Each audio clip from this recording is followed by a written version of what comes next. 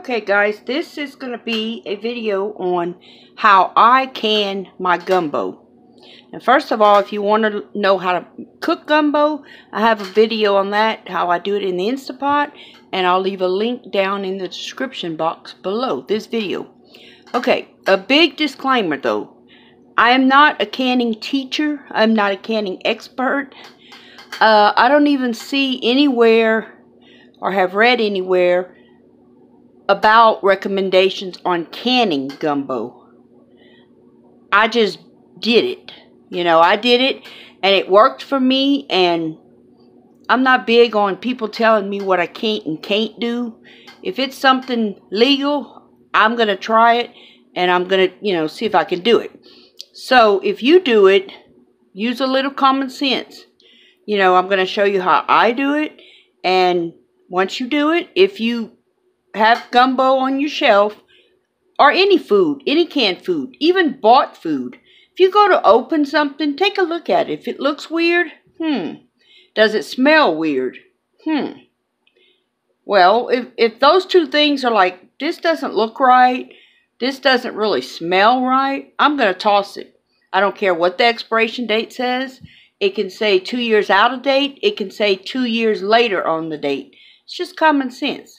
So that's what I do. When I grew up, there was no expiration dates on any products. And we just, used our eyes, our nose to see if we thought something was good. So that's all that. And, but I'm going to go ahead and try to show y'all what I do. First of all, I do it in quart jars. I like the wide mouth, but you can use regular mouth. You can do pint jars, whatever size you want. Okay, this is my gumbo from the Instapot. And I tried to get my, again, I'm just starting doing videos, so I'm not a video expert either, but I'm trying to make sure, you got to get it in the shot, and my camera's way up high, and all that good stuff. So I have my jars. They're clean. You don't have to sterilize jars if they're going in the pressure canner.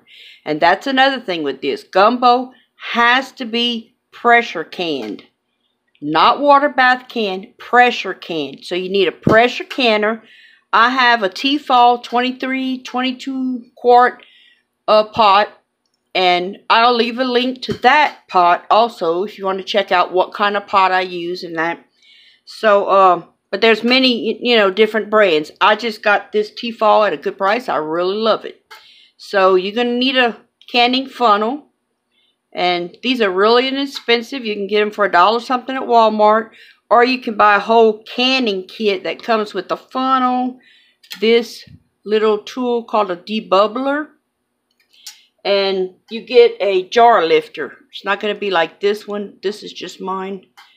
But, yeah, it's just to put the jars in and out the big, tall pot. My pot is extremely tall. And I'm, like, kind of short. So I'm like 5'2". So sometimes you got to use, a ladder to look in the pot. But, alright, so you put your canning funnel in there. And I'm just going to ladle my gumbo in here. And I try to get, some of the meat and the sausage first. So that way I know that I have that amount in my jar for each meal. And if I'm by myself, this quart jar will, give me a couple of meals, maybe 3 sometime, sometime even 4, it all depends. But I put my, try to put the amount of meat I want in each jar, and then I go ahead and do try to pick up, more juice. And that's how you can see how I try to get more juice and less meat. So I put it within, I'll leave 1 inch of headspace, which that's going to be right to the neck of the jar, right where the jar threads start. Now, if you're doing gumbo, you really don't need to debubble it because, it's just liquid mostly. But let's say you're doing something else. This is how you would debubble something. Just stick it around and kind of stir it around and do it like that. Okay, the next thing you're going to need is paper towel.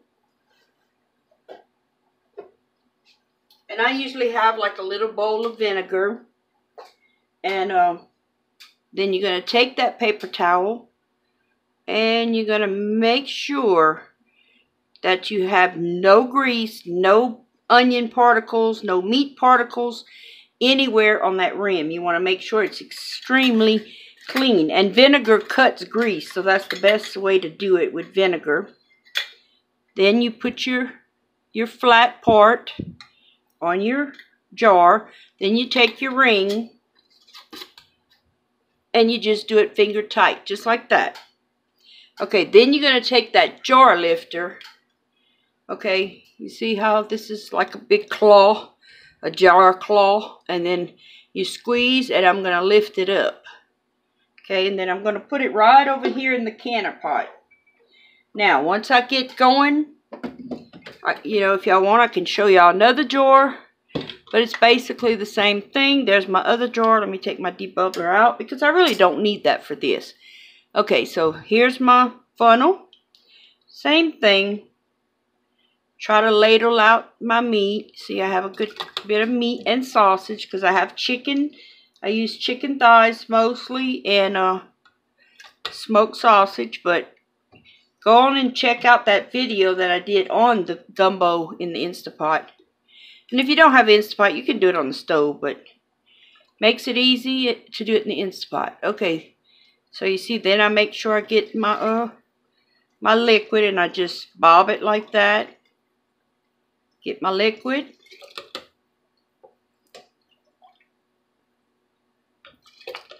Fill up my jar. And if you're doing this off camera, it goes pretty quickly.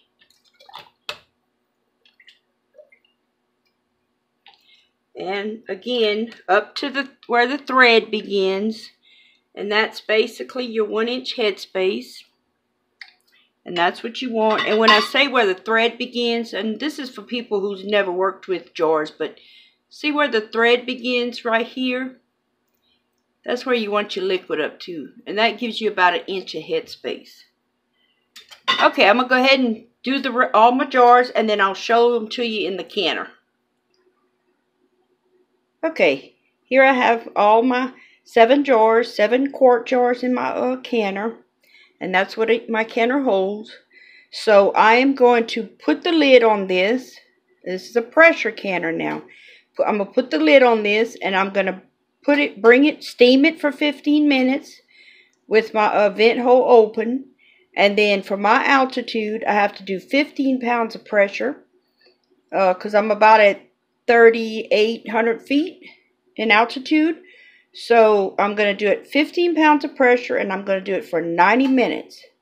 So you check for your altitude. If it's a lower altitude, it's usually 10 pounds. But you check what your altitude is and check how much pounds you have to put on it. So we're going to let this go and I'll show you when I take them out.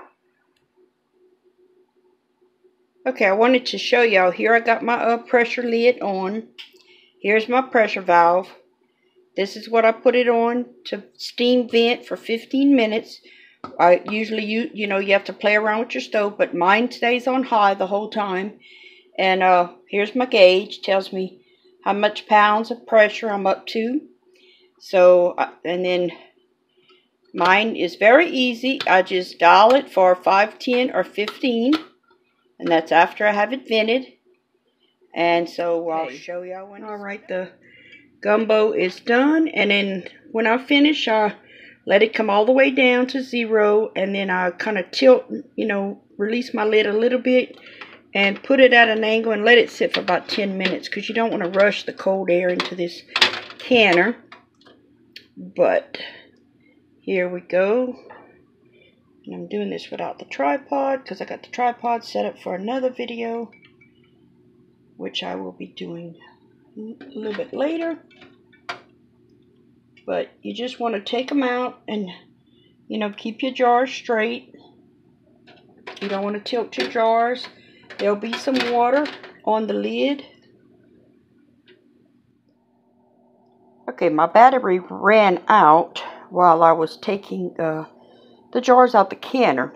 But this has been probably an hour at least. And I want to show y'all this without...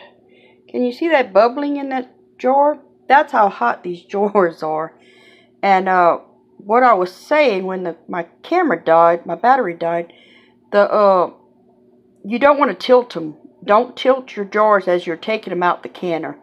You know, that's why sometimes I have to stand on a stool to get them out my canner, because my canner is really tall.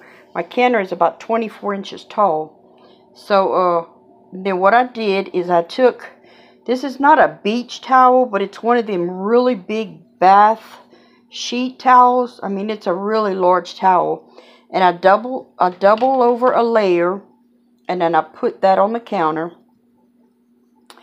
And then I put the jars on it. And you see, even though you can see that's just the, like, condensation in the jar or whatever. But the jars are really hot. And then I take and I cover them.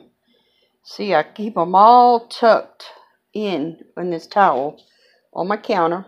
And the reason why you want to do this is because you don't want a very drastic drop in temperature. You want to take them out the canner, you know, and then cover them. That's why I cover them. And I'm going to leave them like this overnight, at least 12 hours. Sometimes I'll leave them 24 hours, undisturbed. So make sure they're in an area that you're not going to need to move them for anything. So they need to sit here for at least 12 hours. And then after 12 hours, I will remove the rings and wash them and all, and store them with the rings without. Okay, guys, here it is 24 hours later. So we will unveil the gumbo. And there you have it. My 7 quarts of gumbo. And now the next step I do is remove the rings. Of course, check the seals. And all this is just calcium. I did put vinegar, but sometimes it just happens. That'll come off when I wash them. And, you know, check all the seals. And these are all down. So, I remove all the rings. Some I can't one-handed, but some come off very easily. Remove all the rings, wash them up real good, and get them ready to store without the rings. Okay, here they are. Rings all removed, all washed up, lid to bottom, everything scrubbed up good with a soapy scrubber. I don't want no kind of residue or liquid staying on my, you know, jars while they're in storage. So, 7 quarts. I hope y'all will give this a try. And, you know, just be cautious when you do it. Pay attention to common sense. And, happy eating from your pantry. Talk to you guys soon.